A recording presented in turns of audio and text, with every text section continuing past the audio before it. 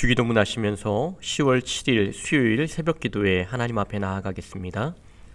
하늘에 계신 우리 아버지, 아버지의 이름을 거룩하게 하시며 아버지의 나라가 오게 하시며 아버지의 뜻이 하늘에서와 같이 땅에서도 이루어지게 하소서.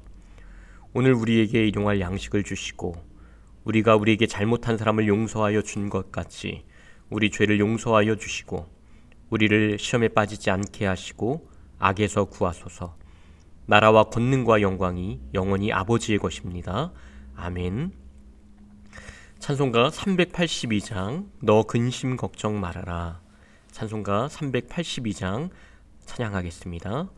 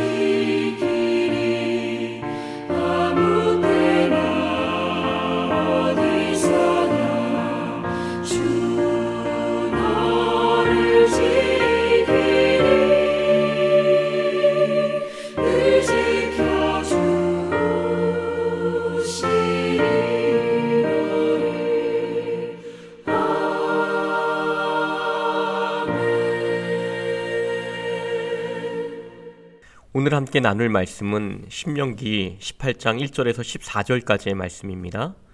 신명기 18장 1절에서 14절까지의 말씀입니다.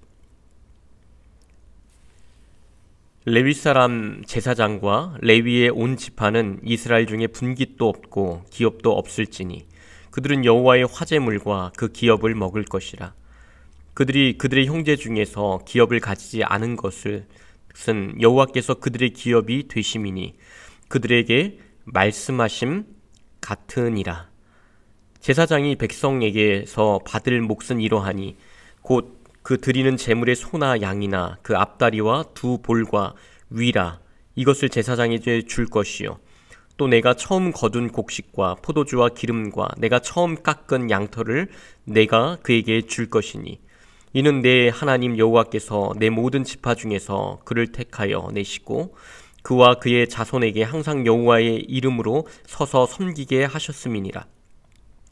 이스라엘 온 땅 어떤 성읍에든지 거주하는 레위인이 간절히 소원이 있어 그가 사는 곳을 떠날지라도 여호와께서 택하신 곳에 이르면 여호와 앞에 선 그의 모든 형제 레위인과 같이 그의 하나님 여호와의 이름으로 섬길 수 있나니 그 사람의 몫은 그들과 같을 것이요 그가 조상의 것을 판 것은 별도의 소유이니라. 내 하나님 여호와께서 내게 주시는 땅에 들어가거든 너는 그 민족들의 가증한 행위를 본받지 말 것이니 그의 아들이나 딸을 불 가운데로 지나게 하는 자나 점쟁이나 기륭을 말하는 자나 요술하는 자나 무당이나 진언자나 신접자나 박수나 초혼자를 너희 가운데에 용납하지 말라. 이런 일을 행하는 모든 자를 여호와께서 가증히 여기시나니 이런 가증한 일로 말미암아 내 하나님 여호와께서 그들을 내 앞에서 쫓아내시느니라. 너는 내 하나님 여호와 앞에서 완전하라. 내가 쫓아낼 이 민족들은 기륭을 말하는 자나 점쟁이들의 말을 듣거니와 내게는 내 하나님 여호와께서 이런 일을 용납하지 아니하시느니라. 아멘. 오늘 본문은 크게 두 가지의 내용을 담고 있습니다. 첫 번째는 제사장인 레위인들의 규례가 나와 있고요. 두 번째는 이스라엘이 가나안 땅에 들어갔을 때 가나안의 종교적 미신, 우상에 현혹되지 말 것을 경고하고 있습니다. 먼저 레위인들의 규례를 볼까요? 1절에서부터 5절까지는 제사장들과 레위인들의 분깃, 몫에 대해서 말하고 있는데요. 그들은 전적으로 성전 봉사에만 헌신하기 때문에 이 직접 생활비를 벌 수가 없었습니다. 그래서 성전에 드린 제물 중 일부를 그들에게 주어 생활할 수 있도록 했던 것이죠. 2절에 보시면 그들이 그들의 형제 중에서 기업을 가지지 않을 것은 땅을 분배받지 못했다는 것이고요. 여호와께서 그들의 기업이 되심이니 그들에게 말씀하심 같으니라. 레위인들은 기업을 갖지 않았습니다. 다시 말하면 그 당시 농업, 상업, 어업 활동을 하지 않았거든요. 그리고 가나안 땅에 들어갈 때에도 땅을 분배받지 않았습니다. 그들의 기업은 다시 말해서 그들의 일은 이 성전의 봉사의 일이었고요. 그것을 하나님께서 그래서 책임져 주시겠다. 여호와께서 그들의 기업이 되십니다. 이렇게 말씀하고 있습니다. 하나님께 바쳐진 이 백성들의 11조와 같은 예물이 제사장들에게 돌려진 거죠. 하나님 자신이 레위인의 기업이 되신 것입니다. 3절에서 5절까지의 말씀이 그 얘기인데요. 제사장들은 백성들로부터 무엇을 강요하거나 부탁을 해서는 안 됐습니다. 그러나 백성들이 하나님의 제단에 바쳐진 이 헌물을 먹는 일은 허용이 되었던 겁니다. 3절에서 5절까지를 다시 읽어볼까요? 제사장이 백성에게서 받은 몫은 이러하니 곧 그 드리는 제물의 소나 양이나 그 앞다리와 두 볼과 위라.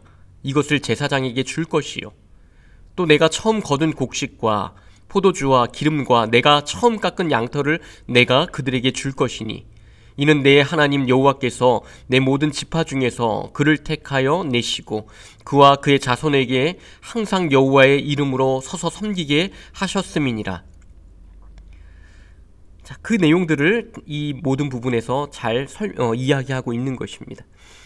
6절에서 8절까지는 또 레위인이 자신이 사는 곳을 떠나 다른 지역에 갔을 때에도 방금 말씀드린 것과 동일하게 할 것을 말하는 것입니다. 어떤 레위인이 성막에서 봉사하기를 원하면 그는 다른 레위인처럼 봉사하고 동일하게 아까 말씀드린 것처럼 음식을 먹을 수 있다. 이렇게 레위인의 권리를 보장해 주었습니다. 그렇다면 이런 레위인의 규례가 지금 우리에게는 어떤 의미가 있을까요? 바울이 고린도 교인들에게 한 얘기인데요. 고린도전서 9장 13절에 이렇게 얘기합니다. 성전에 일을 하는 이들은 성전에서 나는 것을 먹으며 제단에서 섬기는 이들은 제단과 함께 나누는 것을 너희가 알지 못하느냐. 이것은 신약 교회가 복음 사역자들에게 물집을 공급할 의무가 있다는 거예요. 이스라엘의 제사장들이 제단 위에 드려지고 남은 고기 일부를 그들의 몫으로 받아 생활했던 것과 똑같다는 얘기입니다. 다음 절인 고린도전서 9장 14절에는 또 이렇게 얘기를 합니다. 이와 같이 주께서도 복음 전하는 자들이 복음으로 말미암아 살리라 명하셨느니라. 특별히 이 말은 뭐예요? 바울이 예수님의 말을 그대로 인용한 거죠. 구약의 제사장들이 성전에서 나는 것으로 생활한 것처럼 복음을 전하는 자들도 복음을 믿는 자들의 헌금으로 생활을 꾸려가라는 예수님의 명령을 바울이 그대로 인용한 것이죠. 그만큼 강력한 권위를 가진 증거입니다. 가끔 그런 생각을 가진 성도들이 있습니다. 성경에 대해 잘 모르다 보니까 교회를 기업의 원리로 생각하는 거예요. 우리가 11조와 같은 헌금을 드림에 있어 이것이 하나님께 드려진다는 생각을 하기보다 교회를 유지하는 것에 초점을 맞추는 거죠. 물론 교회를 꾸려가기 위해 헌금이 필요한 것은 맞습니다. 그렇지만 교회 운영을 위해 헌금이 필요하다는 생각은 너무나 주객이 전도된 생각이죠. 또 목회자들의 이 사례비를 주는 것에 있어 이것을 성도들이 준다고 생각하는 경우도 있어요. 이것도 표면적으로는 성도들이 피땀 흘려 번 큰 물질을 드리고 그것의 일부를 받는 것은 맞습니다. 그러나 앞서 말씀드린 것처럼 본질적으로 하나님께서 그들의 기업이 되신 것이죠. 하나님으로부터 받고 있다는 사실을 우리는 잊어서는 안 됩니다. 예전에 어떤 교회에서 중직자분이 이런 얘기를 하는 것을 들었어요. 성도들이 사례비를 주는데 하면서 사실 교회에 맞지 않는 이야기를 하는 것들을 들었습니다. 그래요. 목회자든 성도든 이 성경의 원리를 잃어버리면 어떻게 될까요? 하나님을 중심으로 사역하지 못하는 거죠. 하나님의 원리를 가지고 사역하지 못해요. 하나님을 보지 못하고 자꾸만 사람에게 맞추려고 하게 됩니다. 사람의 원리에 의해서 모든 것이 이루어지게 됩니다. 그렇게 되면 이 모든 원리들이 사라져버리고 결국은 세속화가 진행된다는 것을 우리는 생각해 봐야 합니다. 이제 9절에서 14절까지는 이스라엘이 가나안 땅에 들어갔을 때 가나안의 종교적 미신, 우상에 현혹되지 말라고 경고하고 있습니다. 하나님은 미신에 빠진 사람들을 절대로 용납하지 말라고 얘기를 합니다. 그 이유는 마치 곰팡이가 순식간에 퍼져나가지 않습니까? 똑같아요. 곰팡이와 같이 이스라엘 공동체를 무너뜨리는 우상과 미신이 순식간에 퍼져나갈 것을 하나님은 아셨기 때문입니다. 어떤 사람들은 구약의 하렘 사상, 헤렘이라고도 하는데 쉽게 말해서 하나님이 가나안 땅의 모든 것들을 진멸하라고 명령하신 것을 보면서 구약의 하나님은 사랑이 없는 잔인한 하나님이라고 생각을 하는 사람들이 있습니다. 그것은 하나님이 우상과 죄악이 이스라엘의 이 백성들에게 있어 얼마나 위험한 것이고 하나님이 그것을 얼마나 미워하시는지를 모르기 때문에 그런 거예요. 가나안 백성들은 수많은 죄악과 우상 숭배에 빠져 있었던 민족입니다. 이스라엘 백성들이 출애굽하여 가나안 땅에 들어간다는 것은 이스라엘 민족에 있어서는 땅을 주신 선물과 같은 하나님의 그 땅을 주신 것이지만 동시에 가나안 백성에게는 뭐가 되는 거예요? 죄에 대한 심판인 겁니다. 그러니까 그들은 이스라엘 백성들 때문에 쫓겨나야 했고 진멸되어야 했던 것이 아니라 그들 자신의 죄와 그들 자신의 그 우상 숭배로 말미암아 멸망의 길을 가게 된 것입니다. 그리고 그런 가나안 백성들과 같이 되지 말라는 것을 얘기하는 거예요. 그 미신과 우상에 빠지지 말아라. 어떤 것도 허용하지 말아라. 13절에 보시면 너는 내 하나님 여호와 앞에서 완전하라. 이 말은 우리가 하나님 앞에 완전할 수 있다는 것이 아니죠. 죄를 멀리하라는 겁니다. 여호와로 말미암아 완전해져라, 이런 말이죠. 하나님께서 내가 거룩하니 너희도 거룩하라 말씀하신 것과 똑같은 얘기입니다. 사랑하는 성도 여러분, 신명기는 계속해서 우리에게 신앙 안에서 살아가는 원리를 얘기해주고 있습니다.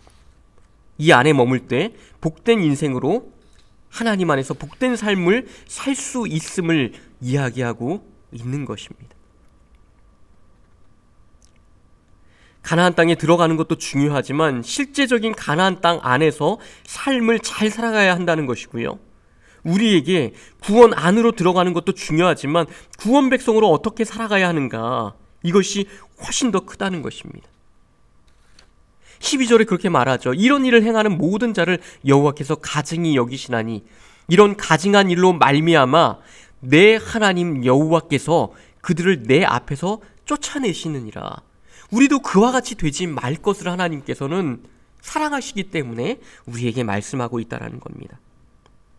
바라기는 우리 모든 성도님들이 나 이제 들어왔으니까 괜찮아, 이게 아니라 이제 들어왔으니 이제 하나님 어떻게 살아가야 합니까? 라는 마음으로 하나님 안에서 복된 인생으로 살아가시기를 간절히 축원드립니다. 우리 함께 기도하며 나아가겠습니다. 함께 기도 제목을 보시고 읽으시고 같이 기도하는데요. 1번, 구원의 백성으로 어떻게 살아가야 할까 고민하며 신앙의 원리를 깨달아가는 믿음이 되게 하소서. 담임 목사님에게 영육간의 강건함으로 하나님이 함께 하시는 은혜가 넘치게 하소서. 10월에 있을 바이블 아카데미 특별 저녁 기도회 참사랑 축제를 통해 믿음의 성장과 구원의 역사가 있게 하여 주소서. 그리고 또한 환우들을 위해서도 기도해 주시고요. 또 우리 가지고 나온 기도 제목들 하나님 앞에 온전히 올려드리면서 함께 기도하시며 나아가도록 하겠습니다. 기도하시겠습니다.